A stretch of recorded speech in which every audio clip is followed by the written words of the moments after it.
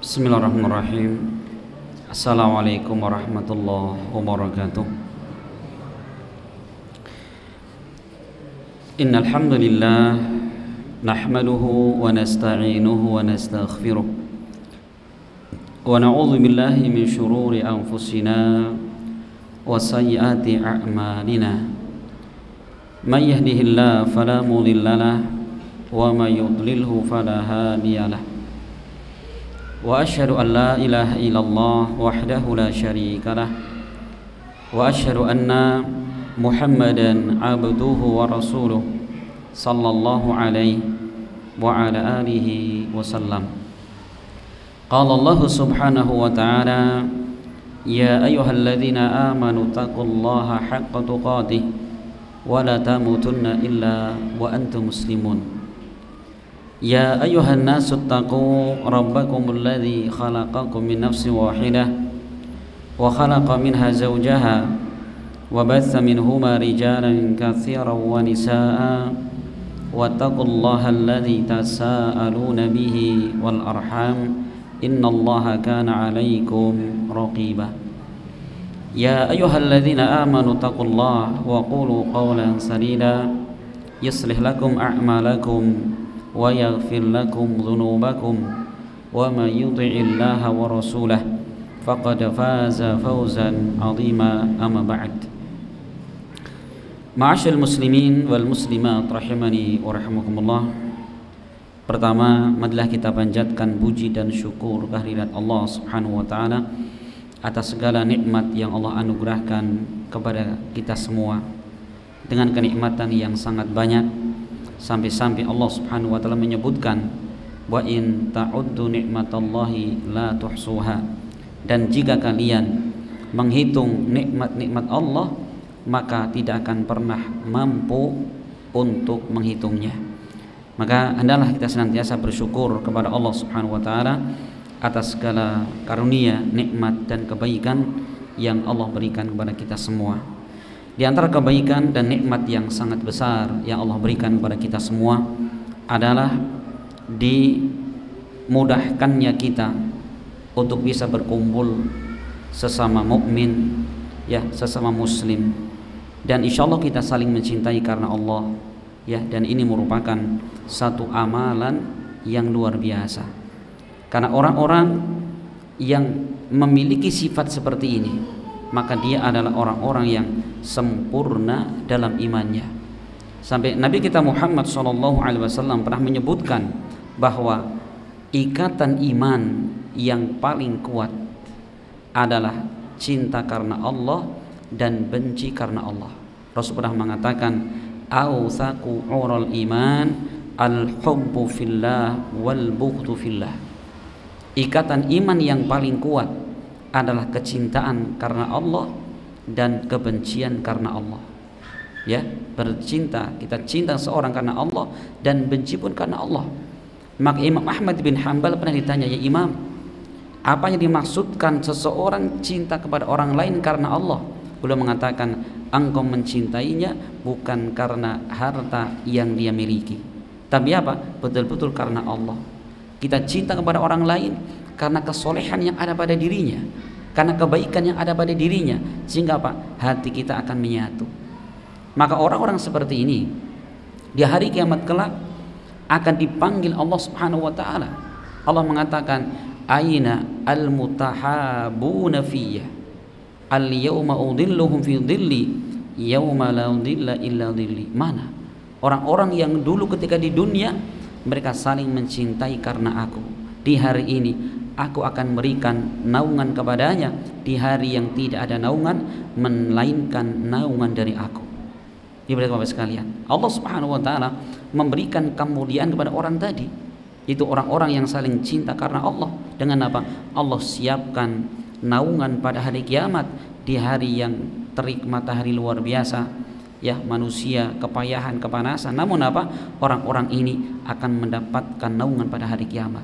Bahkan Bapak sekalian, orang-orang yang bisa mencintai karena Allah, benci karena Allah, mereka termasuk orang-orang yang akan merasakan manisnya iman.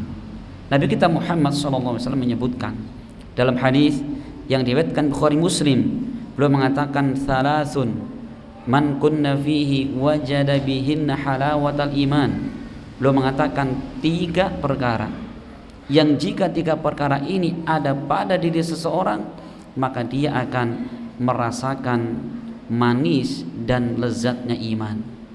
Apa makna iman itu lezat? Disebutkan para ulama, itu seseorang ketika dia beramal kebaikan, dia merasa nikmat, dia merasa suatu kebahagiaan. Bukan beramal soleh dianggap sebagai beban. Siapa mereka itu? Rasul mengatakan yang pertama, ayyakunallahu wa rasuluhu ahabba ilaihi mimma siwahuma. Dia menjadikan Allah dan Rasulnya yang paling dia cintai melebihi segala sesuatu. Menjadikan Allah dan Rasulnya yang nomor 1, ya, lebih dia cintai daripada segala sesuatu. Yang kedua kata Rasul, wa ayyuhibbal mar'a la yuhibbuhu illa lillah. Dan tidaklah dia mencintai seseorang melainkan karena Allah. Perhatikan, cinta dia kepada seseorang karena Allah Subhanahu wa taala. Maka para ulama seperti Al-Imam Al-Hasan Al-Basri belum mengatakan bahwa bukti jika seorang dia cinta kepada anaknya, dia cinta kepada istrinya, kepada orang tuanya karena Allah, buktinya apa? Dia tidak pernah ridho ketika melihat anaknya, istrinya, orang tuanya di atas kemaksiatan kepada Allah, melainkan dia akan apa? Menasihatinya. Dia akan menyelamatkan keluarga tercintanya dari apa? Kemaksiatan kepada Allah. Itu namanya apa? Orang yang membangun cintanya karena Allah. Itu yang kedua. Kemudian yang ketiga kata Rasul, orang-orang yang akan merasakan manisnya iman, wa ayyakraha ayyauda fil kufri ba'da id anqadahu Allah kama yakrahu ayyuqdhafa finnar. Itu seseorang dia benci, dia tidak suka kembali kepada kekafiran, kembali kepada masa lalu yang gelap setelah Allah menyelamatkan dia, seperti bencinya dia untuk dimasukkan ke dalam api neraka. Jadi artinya apa?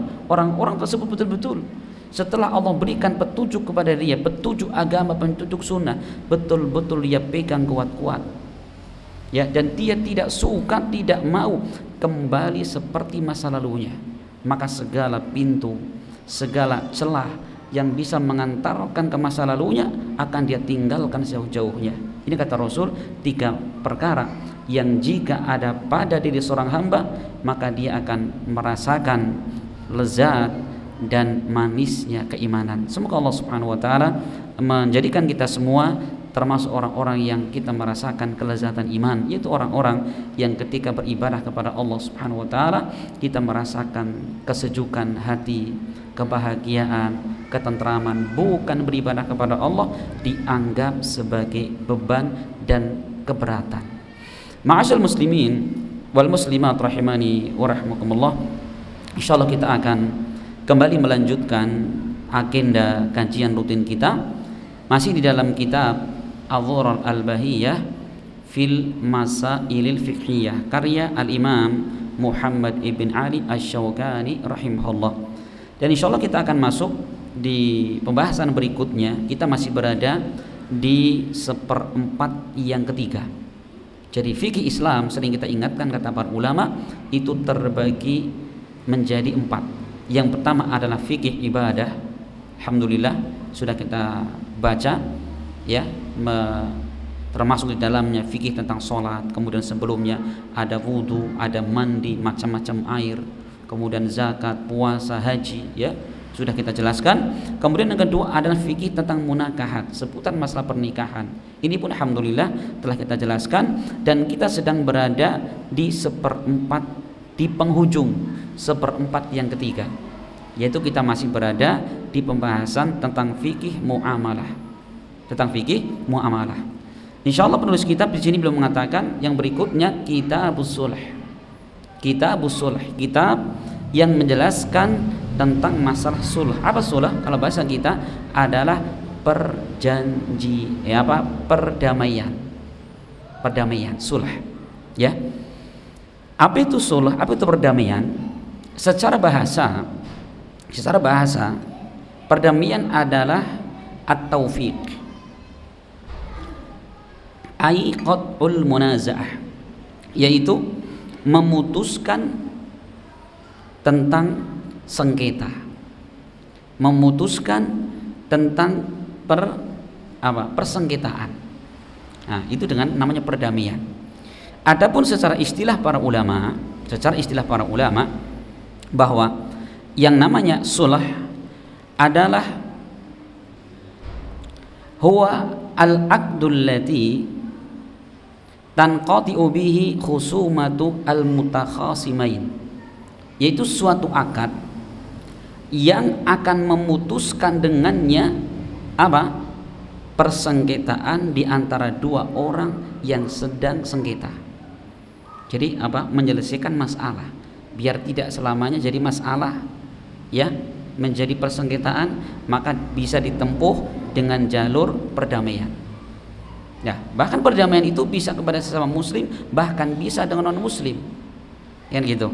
Nah, adapun dalil tentang disyariatkannya perdamaian ini adalah berdasarkan Al-Quran, kemudian berdasarkan sunnah atau hadis Nabi, dan yang ketiga berdasarkan ijma kaum muslimin. Perhatikan, kita sering ya ketika menjelaskan suatu bab dari Al-Quran, sunnah dan ijma. Memang kebanyakan masalah agama ini banyak yang diperselisihkan daripada yang disepakati daripada yang diperselisihkan. Ini diantaranya perkara yang disepakati para ulama. Adapun dalil dari Al-Quran, ya, dalil dari Al-Quran yang menjelaskan tentang masalah ini, yaitu masalah perdamaian, adalah diantaranya Allah berfirman di dalam Al-Quran surat An-Nisa ayat 128, yang mana Allah berfirman wassulhu khair, dan perdamaian itu lebih baik. Perhatikan, berdamai itu lebih baik. Ayat ini adalah ketika Allah Subhanahu wa taala sedang sedang menjelaskan hubungan keluarga. Suami dan istri sedang tidak baik-baik saja, gitu ya. Ini dari dulu masalah terus, maka bisa dengan cara perdamaian. Allah menyebutkan ayat sebelumnya Bapak sekalian di dalam surat An-Nisa tadi. An-Nisa ayat 128, Allah berfirman, kata Allah, wa ini imra'atun khafat min ba'liha nusyuzan aw i'radan fala junaha 'alaihima ay yusliha bainahuma sulhan was-sulhu khair. Dan apabila seorang wanita, seorang istri, dia khawatir ya, dia khawatir dari min ba'liha nusyuzan, bahwa suaminya itu akan melakukan suatu nusyuz. Nusyuz itu adalah yaitu kedurhakaan suaminya. Au i'radun, atau suaminya akan berpaling, acuh tidak acuh kepada istrinya. Apa kata Allah? Fala junaha alaihima, maka tidak mengapa kedua belah pihak mereka saling berdamai dengan suatu perdamaian, wasulhu khair, dan perdamaian lebih baik daripada harus bercerai. Jadi Bapak sekalian, ini pernah terjadi di zaman Nabi. Di antara salah satu istri Nabi itu ada yang bernama Sauda. Ya, di masa tuanya Sauda ini, Sauda melihat ini bahwa suaminya Rasulullah SAW ini kelihatan ini sudah tidak begitu tertarik dengan beliau, dan istrinya ini khawatir kalau Rasul kemudian akan meninggalkan dan menceraikan beliau. Makanya Sauda ini kemudian datang kepada Rasul, kemudian berdamai dengan Rasul. Dengan dengan jalan beliau menghibahkan giliran malamnya, kemudian dihadiahkan kepada Aisyah. Maka jatah malamnya sampai Sauda ini diberikan Aisyah. Berarti Sauda tidak mendapatkan giliran malam. Perhatikan, itu demi demi perdamaian. Daripada keluarga dikhawatirkan akan retak, nggak ada masalah, ngalah salah satu istrinya. Atau misalkan dalam masalah dalam masalah nafkah, misalkan ini suaminya online, sudahlah nggak apa-apa, saya walaupun nafkahnya dikurangi nggak masalah. Yang penting suaminya tetap mau bersama dengan sang istri. Itu. Ini tentang perdamaian masalah dalam keluarga. Kemudian Bapak sekalian, Allah juga berfirman dalam surat Al-Hujurat ayat 9. Al-Hujurat ayat 9. Allah berfirman, wa in ta'ifatani minal mu'minina iqtatalu fa aslihu bainahuma fa in baghat ihdahuma 'ala al-ukhra faqatilul lati tabghi hatta tafiya ila amrillah. Allah mengatakan, dan apabila dua kelompok dari kalangan orang-orang beriman iktatalu, mereka saling saling membunuh, saling memerangi, apa kata Allah? Fa aslihu bainahuma, maka damaikanlah di antara dua kelompok tadi. Perhatikan, Allah memerintahkan fa aslihu, maka hendaklah didamaikan mereka itu. Coba perhatikan, ini adalah apa? Di antara syariat, perintah Allah Subhanahu wa taala untuk apa? Untuk tadi perdamaian, untuk mendamaikan dua orang atau dua kelompok yang saling bertikai. Ini faedah yang pertama. Kemudian sekalian, faedah yang kedua, kita cermati ayat ini. Allah mengatakan apabila dua kelompok mukmin mereka saling membunuh, saling memerangi, maka damaikanlah. Di sini Allah sedang menjelaskan tentang apa? Hukum seorang mukmin yang mereka saling membunuh. Membunuh dosa apa? Dosa besar. Kan itu.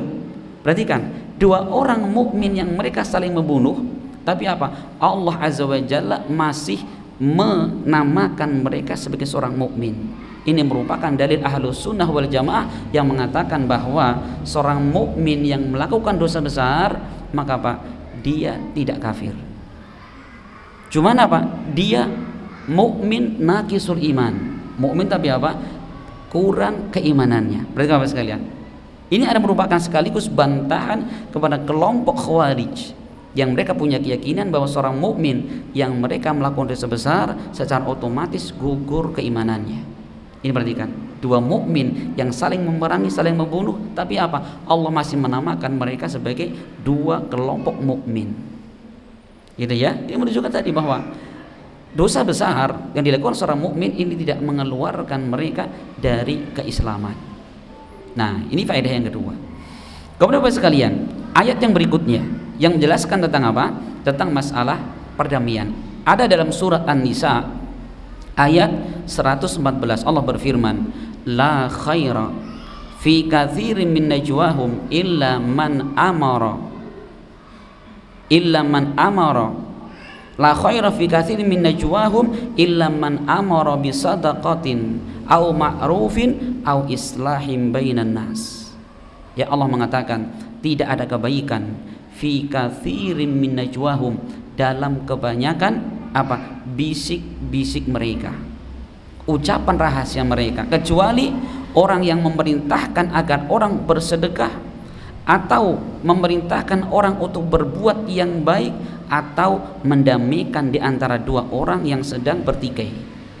Ini kebaikan.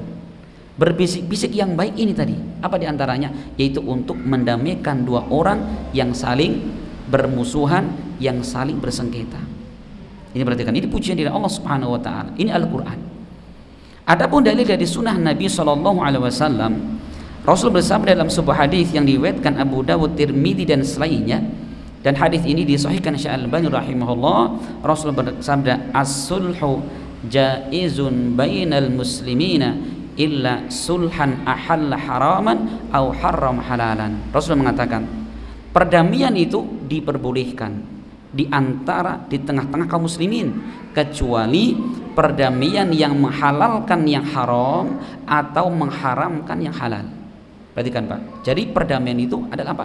Perkara yang diperbolehkan, bahkan diperintahkan dalam syariat. Maka Bapak sekalian, Masya Allah, orang kalau dia mampu untuk mendamaikan dua orang yang saling bermusuhan, pahalanya luar biasa. Ya, pahalanya luar biasa. Ini Bapak sekalian. Nah, jadi ini hadis jelas sekali bahwa perdamaian itu boleh, kecuali perdamaian yang apa? Menghalalkan yang Allah haramkan. Contohnya apa? Ada perdamaian yang menghalalkan atau mengharamkan yang Allah halalkan. Contoh Bapak sekalian, dalam sebuah hadis nanti akan lewat ya, ketika kita nanti membahas tentang masalah Kitabul Hudud, dikisahkan di sana ada seorang lelaki, dia datang kepada Rasulullah. Ya Rasul, saya mohon kepada Anda agar engkau menetapkan di antara kami ini bi kitabillah, dengan Al-Quran. Satu pun mengatakan, ya Rasul, betul ya Rasul, saya sedang ada masalah dengan orang ini, tolong selesaikan kami ini dengan kitab Allah Subhanahu wa taala. Maka Rasul mengatakan, coba ceritakan apa yang terjadi. Maka si bapak ini mengatakannya, Rasul, anak laki-laki saya ini dia masih bujang. Kemudian dia bekerja dengan si bapak ini. Disebutkan bapak tadi. Ternyata apa? Anak saya berzina dengan istrinya bapak ini. Kemudian saya nanya-nanya, kata orang bahwa anak saya harus dirajam. Saya gak mau. Akhirnya apa kata orang tadi? Akhirnya saya menebus dengan apa? 100 ekor kambing dan seorang budak perempuan. Dia perhatikan, dia pengen damai, dia sudah ada urusan. Gimana Pak? Nah ternyata si suami tadi nggak rela. Masa kehormatan istri saya cuma dibayar 100 ekor kambing, nggak bisa. Datang kepada Rasul. Nah Rasul mengatakan, sudah, saya kata Rasul akan menetapkan hukum di tengah-tengah kalian dengan kitab Allah Subhanahu wa taala. Adapun 100 ekor kambing dan 1 budak wanita itu rudda 'alaiha, kembalikan kepada bapak ini, kembalikan. Adapun anda, anak anda, maka apa? Jullida mi'ata jaldatan, dicambuk sebanyak 100 kali. Kemudian apa? Ya fayukhrabu aman, kemudian diasingkan selama setahun. Gitu. Adapun anda, istri anda, fayurjam, maka dirajam. Maka kemudian Rasul mengatakan kepada Unes, ya Unes, ukhudu ila imrati hada, ya Unes, datanglah kepada wanita ini, kepada istrinya bapak ini tarafat farjumha, jika dia mengakui maka rajamlah wanita itu. Ternyata apa? Wanita ditanya, Mbak, Bu, apa jenengan berzina? Iya. Udah langsung dirajam sampai mati. Dia perhatikan, ini contoh apa Bapak sekalian? Contoh perdamaian, tapi apa? Yang sifatnya menghalalkan apa yang haramkan, gitu ya? Nggak bisa. Maka apa? Rasulullah SAW tidak menerima perdamaian yang terjadi di antara dua orang tadi, gitu. Nah Bapak sekalian, kemudian kita lanjutkan. Perdamaian itu Bapak sekalian bisa apa? Ada beberapa bentuk. Para ulama menyebutkan ada 5 bentuk perdamaian. Yang pertama adalah perdamaian di antara keluarga, suami dan istri. Ini disyariatkan dalam Islam untuk apa? Mengadakan perdamaian jika di antara mereka terjadi apa? Persengketaan. Allah Subhanahu wa taala berfirman dalam surat An-Nisa ayat 35. Allah berfirman, "Wa in khiftum shiqaqa bainihima fab'atsu hakaman min ahlihi wa hakaman min ahliha iyurida islaha yuwaffiqillahu bainahuma."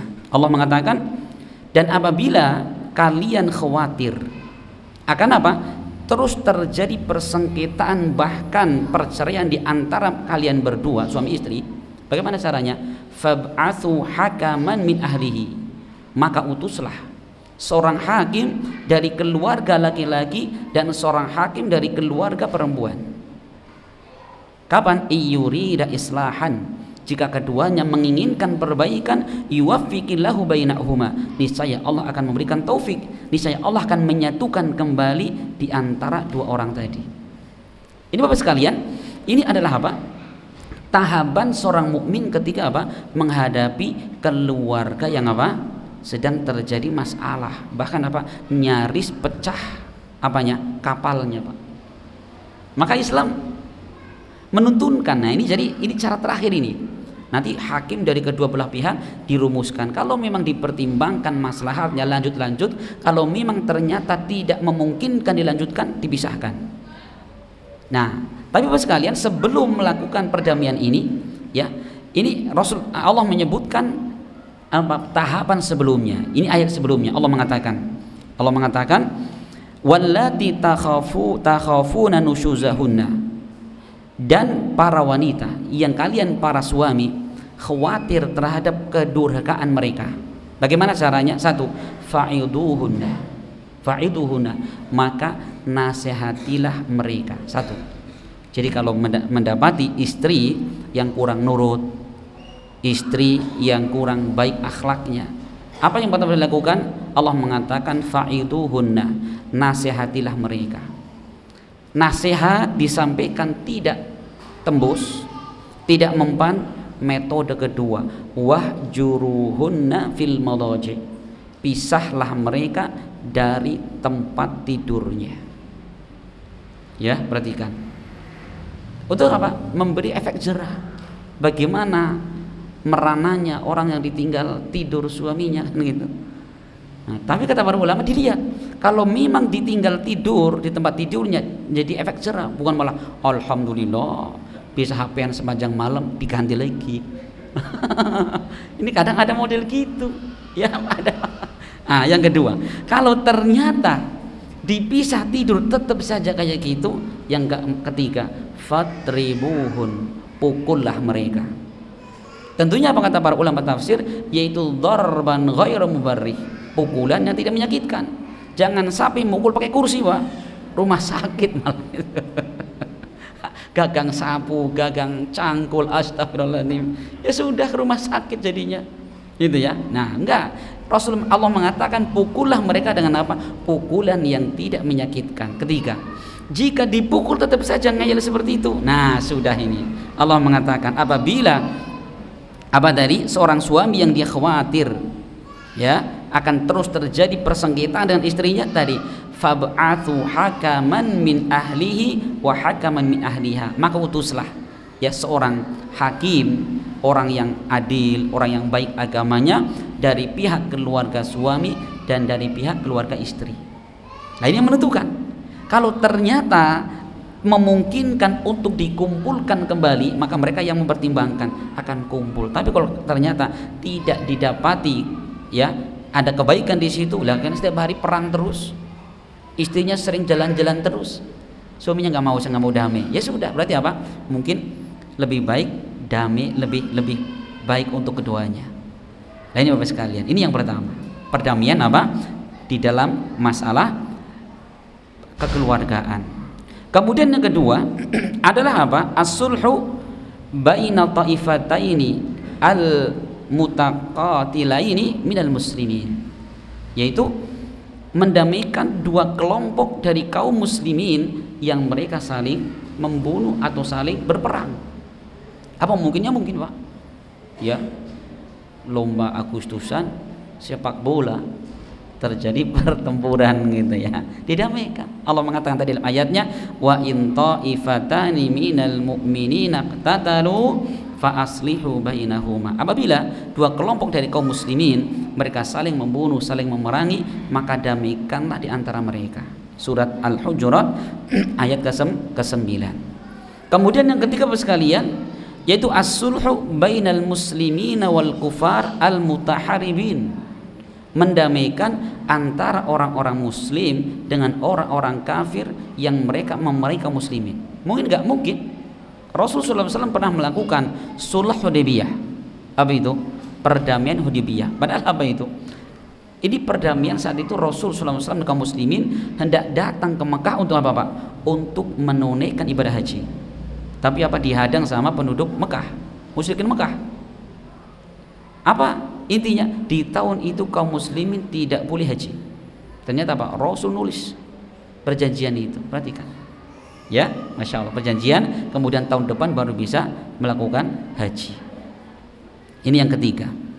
Kemudian yang keempat, jadi misalkan terjadi peperangan muslim dengan kafirin, boleh apa? Untuk melakukan perdamaian.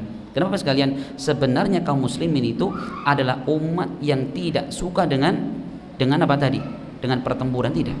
Cuman bagaimana ketika syariat menuntut untuk melakukan, dilakukan. Adapun yang keempat adalah apa? As-sulhu baina al-mutakhasimaini fi ghairil mal, yaitu perdamaian antara dua orang yang saling bersengketa bukan dalam masalah uang. Seperti masalah apa? Ya masalah tetangga. Ya, pernah dengar nggak Bapak sekalian? Misalkan ada tetangga, ya rumahnya itu terpencil di belakang rumah, kemudian tetangga depan ini bikin tembok, akhirnya tetangga yang di belakang nggak bisa lewat. Secara hak ya orang punya tanah dia, kayak gitu ya. Tapi mungkin Bapak sekalian terjadi perdamaian. Ya misalkan dari pihak desa atau pihak kecamatan turun tangan di situ, Pak, Mbok yo ada sedikit perasaan gitu loh. Misalkan masa ini keluarga di belakang rumah gak punya jalan, ditutup sama sekali. Coba andaikan itu menimpa kepada bapak, kan gitu ya. Nah, kemudian setelah terjadi negosiasi, akhirnya apa? Terjadi perdamaian. Itu perdamaian. Itu pun boleh dalam syariat. Gitu ya. Atau mungkin dalam urusan anak, misalkan di rumah itu ya, anak rebutan terus. Nah, ini didamaikan bagaimana sudah? Ini rebutan roti cuma satu, sudah datang semuanya, bagi dua ya. Gitu. Ini kakaknya beli jajan, adiknya minta kakaknya nggak boleh, berantem, babuk nangis semua sudah. Kata ibunya, sini dek, mau sedekah sama kakak enggak? Itu sama adiknya sedekah enggak? Gitu ya. Kalau kemudian salah satu anak ngalah, itu masalah, itu namanya perdamaian. Kemudian yang kelima, yang terakhir, as-sulhu baina al-mutakhasimaini fil mal, yaitu perdamaian antara dua orang di dalam masalah harta. Dan ini yang diinginkan penulis kitab di dalam kitab muamalah ini, yaitu apa? Menyelesaikan masalah tentang masalah apa? Masalah keuangan. Ya. Nah, maka Bapak sekalian, tentang masalah perdamaian dalam masalah keuangan ini, para ulama membagi menjadi dua. Yang pertama adalah apa? As-sulhu fil iqrar, yaitu perdamaian di dalam pengakuan. Jadi gini Pak, ada dua gambaran kata para ulama. Contoh, misalkan si A sama si B. Si A dulu pernah ngutang kepada si B lama sekali, nggak dibayar-bayar. Akhirnya si B datang ke rumahnya, Mas, ini kok saya lagi butuh duit nih, ya, jangan utang sama saya kan? Iya sih Mas, tapi saya belum punya duit untuk bayar. Ya, berarti apa? Dia ikrar, dia mengakui bahwa dia utang. Akhirnya apa? Si yang punya piutang ini sudah gini, Mas, utangnya kan misalkan sekian juta, sudahlah, kamu boleh bayar separuh saja, tapi saya kasih waktu pekan ini ya, syaratnya pekan ini, silakan. Kalau kamu bisa bayar pekan ini, separuh saja sudah. Jadi misalkan 2 juta, bayar juta saja, boleh apa tidak? Boleh gitu Pak. Itu ya. Jadi kita berhak untuk apa? Untuk menggugurkan sebagian hak kita demi apa? Terjadinya perdamaian tadi. Boleh. Daripada dari dulu tak nggak dibayar-bayar, terjadi permusuhan malah. Nah, maka boleh. Orang yang punya piutang sudahlah, bayar separuh saja, yang penting pekan ini harus lunas. Gitu. Atau yang kedua gambarannya, seorang yang mereka sudah mengakui dia berhutang, cuman nggak punya uang. Ya makanya akhirnya yang punya piutang, Mas, jenengan punya utang sama saya? Iya. Kapan bayar? Aduh, saya belum punya duit untuk bayar. Kata orang yang punya piutang, apa gini sudah? Kamu kan punya motor nih. Kamu punya motor nih. Nah, motor itu tuh saya ambil untuk membayar utang. Hukumnya boleh. Nah, kalau seperti itu berarti apa? Itu kembali kepada hukum jual beli. Sudah, ini motor harganya berapa? Misalkan harganya, utangnya berapa? Utangnya 2 juta. Ini motor harganya 5 juta. Bagaimana? Nah, berarti sudah tambah 5 juta. Gitu ya. Kalau ternyata orang yang utang tadi punyanya apa? Punyanya misalkan rumah kos-kosan, rumah yang disewa-sewakan. Mas, jenengan kan nggak bisa bayar utang sama saya. Gimana? Kalau ini rumah kamu saya kontrak setahun, berapa utangnya? 5 juta, ngontraknya berapa? 6 juta. Sudah, saya tinggal nambah 1 juta. Boleh apa tidak? Boleh. Perdamaian gitu. Ini perdamaian dalam urusan harta. Itu ya. Ini perdamaian, dan yang utang itu dia mengakui bahwa dia pernah punya utang kepada pihak lain. Ya, adapun gambaran yang kedua, ini salah satu pihak tidak membenarkan alias dia mengingkari. Mas, dulu kan Anda ngutang sama saya. Saya nggak pernah utang sama Anda. Nah, sudah kan? Mungkin kata jadi mungkin terjadi, ini teman dekat ya, dulu kan pernah ngutang sama saya. Kamu 5 juta kan? Lah mana di kapan? Gak ada bukti-buktinya, tapi kamu pernah utang sama saya. Nah, ini yang dituduh ngutang ini nggak punya bukti. Tapi kalau ini dibiarkan orang ini, aduh repot urusannya ini, bisa dibawa pengadilan ini, duit banyak kita keluar. Udah gini Mas, ya karena berhubung saya itu lupa ngutang apa tidak, sudah gimana? Saya bayar 1 juta saja sudah. Kalau andikan ternyata betul-betul utang, maka dianggap lunas ya. Kalau ternyata saya tidak utang, ya sudah, itu uang untuk Anda sudah. Boleh apa tidak? Boleh. Itu namanya apa? Yaitu sulh bil ingkar. Perdamaian karena pengingkaran. Kecuali Bapak sekalian ada orang datang ke rumah kita, tiba-tiba, Pak, bayar utangmu berapa? 10 juta. Lah, Bapak siapa? Sepanjang hidup belum pernah ketemu sama dia. Bagaimana itu? Lah itu beda lagi. Itu namanya orang mau nipu itu, perhatikan ya. Nah, kalau tadi mungkin kisah yang pertama itu, ini teman dekat kita masa lalu. Kita mungkin punya utang, kita lupa gitu. Lah, sekarang masalahnya yang datang kepada kita orang yang tidak kita kenal, orang yang belum pernah kita temui, kemudian dia ngaku-ngaku. Nah, bagaimana? Nggak ada perdamaian di situ. Kenapa? Di situ ada kemungkinan dia sedang apa? Merampas harta yang kita miliki. Ini Bapak sekalian. Masya Allah ya, ini Masya Allah. Kemudian kita akan baca dari ucapan Imam Syaukani rahimahullah di dalam penjelasan masalah as-sulh atau perdamaian. Syaukani mengatakan, huwa jaizun bainal muslimin illa sulhan ahalla haraman au harrama halalan. Perdamaian itu adalah diperbolehkan di tengah-tengah kaum muslimin. Bahkan apa? Bukan sekedar sesama muslim. Muslim dengan kafir pun boleh ada perdamaian. Illa sulhan ahalla haraman au harrama halalan. Kecuali perdamaian yang menghalalkan sesuatu yang haram atau mengharamkan sesuatu yang halal. Tadi contohnya apa tadi? Seperti ada seorang yang anak dia berzina dengan istri majikannya, kan gitu. Tadinya damainya dengan apa? Sudah dibayar dengan 100 ekor sapi dan 1 budak wanita. Tapi apa? Begitu Rasul mendengarkan hal itu, Rasul mengatakan kembalikan itu, 1 budak dan 100 ekor sapi. Akhirnya apa? Kemudian Rasul di situ menetapkan hukum. Ini menunjukkan apa sekalian? Bahwa tidak boleh seorang itu apa? Mereka melakukan perdamaian di dalam masalah apa? Di dalam masalah tadi hukum had. Ya, wallahu a'lam bishawab. Kemudian kata Syaukani, tadi dalilnya sudah kita sebutkan. Wa yajuzu anil ma'lum wal majhul bi ma'lumin walau min ingkar. Beliau mengatakan dan boleh.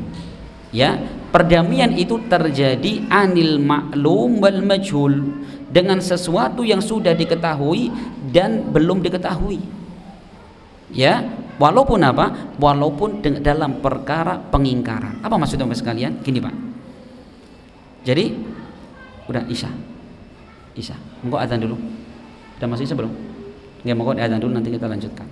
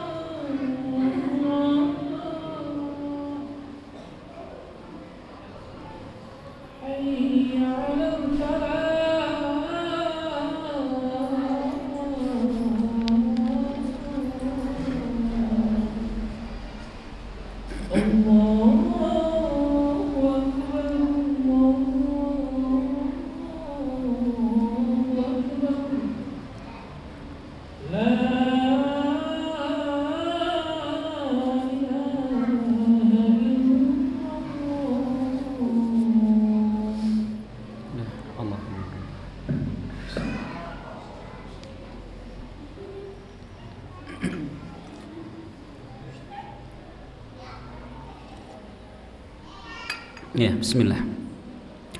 Jadi kita akan melanjutkan kata Syaukani rahimahullah dan boleh melakukan perdamaian dalam perkara yang maklum diketahui dengan perkara yang tidak diketahui. Apa maksudnya? Gini Pak, misalkan seorang dia sudah jelas punya hutang pada si B, hutangnya jelas sekian ratus ribu sekian juta misalkan.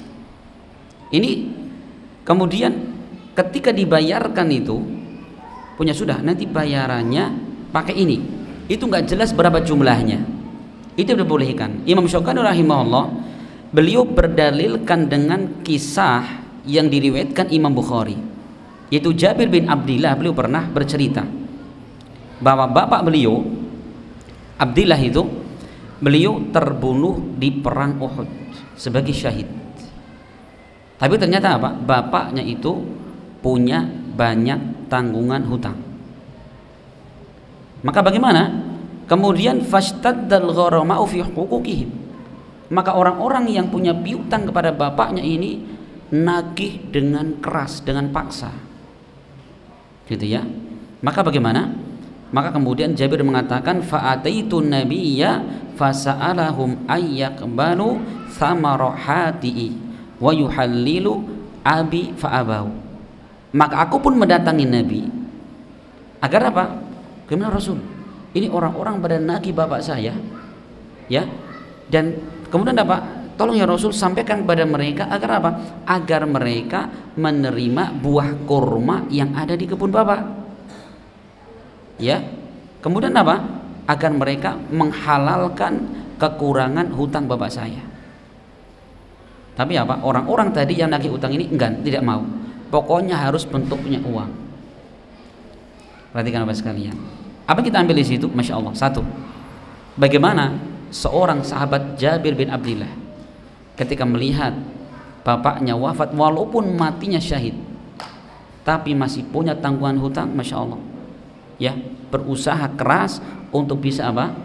Melunasi hutang bapaknya. Kenapa sudah kita ingatkan? Rasul mengatakan bahwa seorang yang mati syahid semua dosa-dosanya terampuni kecuali dain, kata Rasul. Yughfarul lisyahid kullu dzanbin illa dain. Orang yang mati syahid dosa-dosanya terampuni kecuali dosa hutang. Maka kemudian Jabir, Masya Allah, orang yang berbakti dengan orang tuanya, ya, nggak mikir warisan dulu, tapi apa? Bagaimana agar hutang bapaknya segera apa? Terselesaikan, terlunaskan. Tapi apa? Ternyata orang-orang yang punya piutang tadi nggak mau. Ya, maka Rasul pun apa? Falam yu'tihimun nabiyyu haiti. Maka Rasul tidak memberikan apa? Kebun tadi, kurma tadi. Maka Rasul mengatakan sanahdu alai. Insyaallah kata Rasul besok pagi saya akan datang ke rumahmu. Akhirnya apa? Di waktu pagi kemudian beliau bersama Rasulullah itu apa?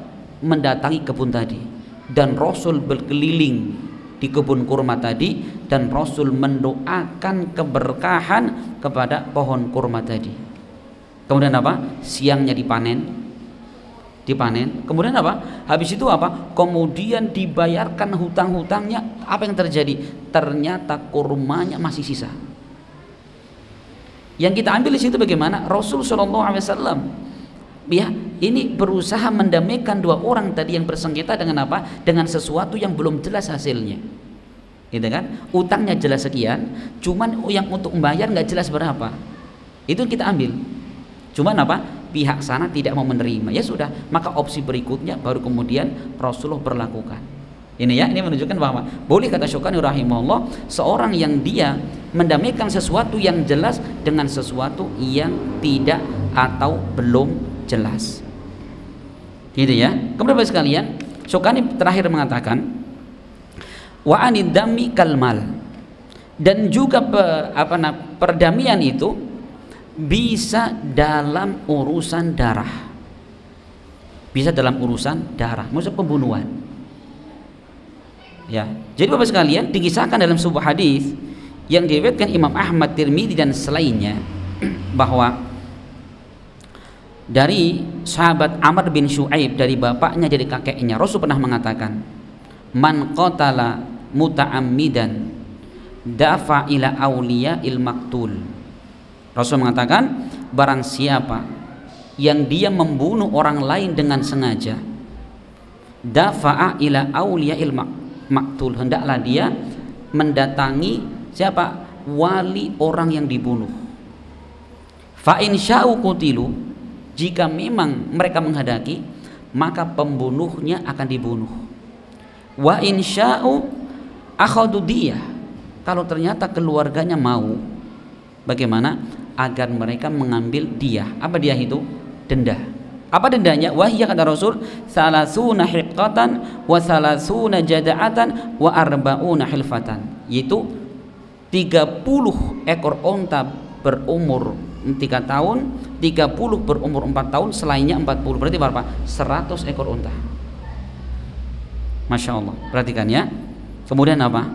Diperhatikan, Rasul mengatakan, nah jadi kalau ternyata kita, seorang pembunuh tadi datang kepada keluarganya dan mengatakan, sudahlah saya maafkan tapi bayar diyah, nah itu boleh. Itu namanya apa? Perdamaian. Biar apa? Biar si pembunuh ini tidak diqisas, tidak dibunuh, maka bisa berdamai dengan apa? Dengan membayar diyah tadi, dengan duit, gitu ya. Nah tapi Bapak sekalian, kalau sudah ditetapkan hukum, tidak boleh. Contoh, nanti dalam bab hudud disebutkan di sana, ada seorang wanita Hamidiyah, dia mencuri. Seorang wanita Hamidiyah mencuri, kemudian apa? Dan bukti-bukti yang ada, wanita itu berhak untuk dipotong tangannya.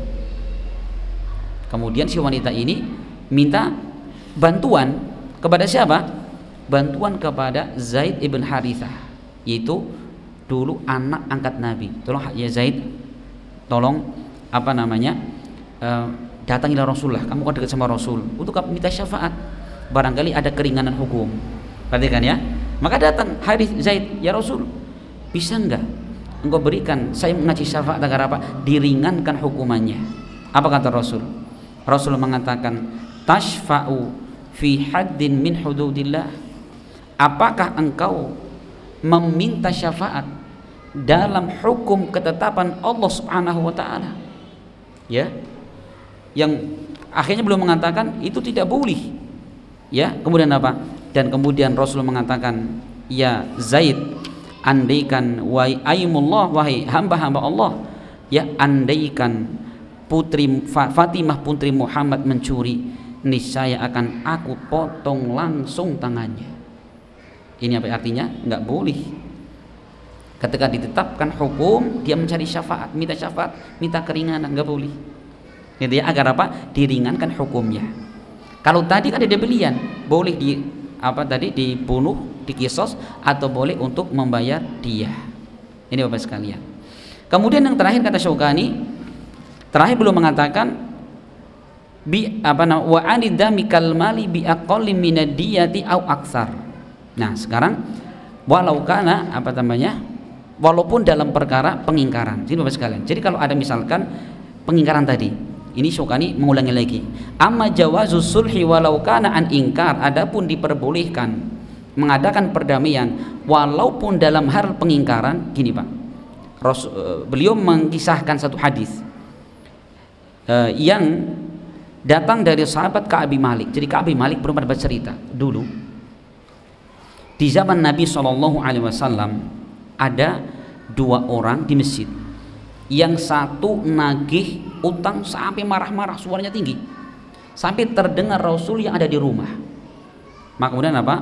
Rasul mendatanginya, ada apa kalian? Ya Rasul, orang ini utang sama saya, ini nggak ngaku lagi, ya nggak bayar lagi kan itu, nagih utang di masjid. Kemudian apa? Fa asyara an-nabiyyu ila sahibidain.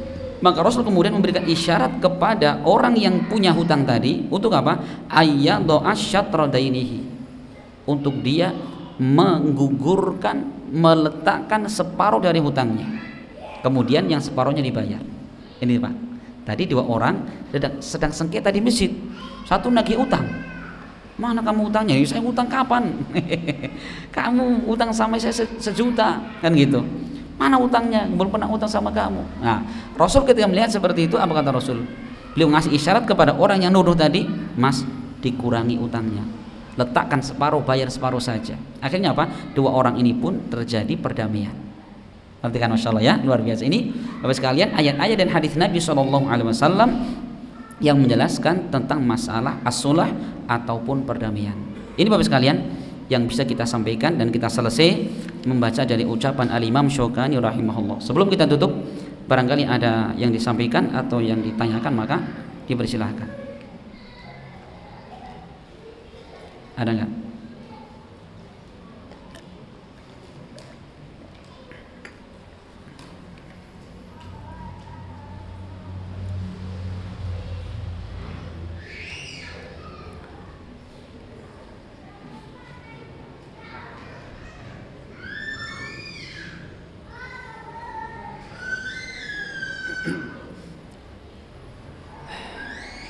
Dalam surat Al-Maidah ayat 82 disebutkan, pasti akan kamu dapati orang-orang yang paling keras permusuhannya terhadap orang-orang yang beriman, ialah orang-orang Yahudi dan orang-orang musyrik.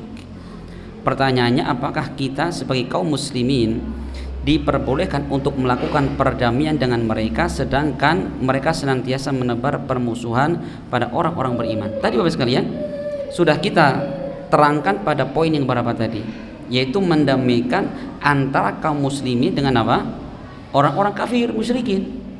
Apa tujuan perdamaian? Biar tidak terjadi peperangan lagi, kan gitu loh, kan perdamaian gitu. Lah sekarang kalau sudah damai, mereka nyerang kita lagi secara fisik, ya sudah. Dulu Rasulullah SAW pernah Bapak sekalian melakukan perdamaian bertahun-tahun dengan kaum Yahudi Bani Nadir. Bertahun-tahun berdamai dengan Bani Nadir. Tapi apa? Suatu ketika di sana ada orang musyrikin, orang Nasrani dan Yahudi, mereka bersatu untuk menyerang kaum muslimin di kota Madinah, maka Bani Nadir ini mereka merencanakan ikut menyerang kaum muslimin. Berarti apa dia? Berkhianat terhadap perjanjian. Akhirnya apa? Allah Subhanahu wa taala memerintahkan Rasulnya untuk apa? Untuk mengepung Yahudi Bani Nadir. Gitu ya. Allah mengatakan huwallazi akhrajal ladzina kafaru min ahlil kitabi min diyarihim. Dialah Allah Subhanahu wa taala yang mengeluarkan orang-orang Yahudi tadi dari rumah-rumah mereka. Yuhribuna buyutahum bi aidihim wa aidil mu'minin. Mereka merobohkan, menghancurkan rumah-rumah mereka dengan tangan-tangan mereka dan tangan kaum mukminin. Jadi ayat ini Bapak sekalian, Allah menerangkan tentang apa? Tentang yaitu apa? Pengingkaran Bani Nadir, Yahudi Bani Nadir, ketika apa? Mereka melepaskan perjanjian damai dengan kaum muslimin. Begitu mereka melepaskan, bagaimana? Serang kembali. Selama ini Masya Allah kaum muslimin itu adalah orang yang paling berpegang dengan perdamaian. Kapan dikhianati, ya sudah, gitu Pak. Itu jadi iya, kalau memang itu sudah ada perdamaian dan mereka sudah damai. Andikan kemudian kaum muslimin dikhianati, mereka minta damai lagi, gitu Pak ya. Gitu, Masya Allah. Wallah alam bisawab. Ya, ini betul sekali ayat yang kita baca tadi, ya, menjelaskan tentang masalah perdamaian antara seorang mukmin dengan orang-orang musyrikin dan kafirin. Wallah alam bisawab. Mungkin ini yang bisa kita sampaikan, semoga bermanfaat dan semoga Allah Subhanahu wa taala memberikan kepada kita ilmu yang semakin menguatkan iman dan ketakwaan kita kepada Allah Subhanahu wa taala. Amin. Subhanakallahumma bihamdik asyhadu an la ilaha illa anta astaghfiruka wa atubu ilaik. Assalamualaikum warahmatullahi wabarakatuh.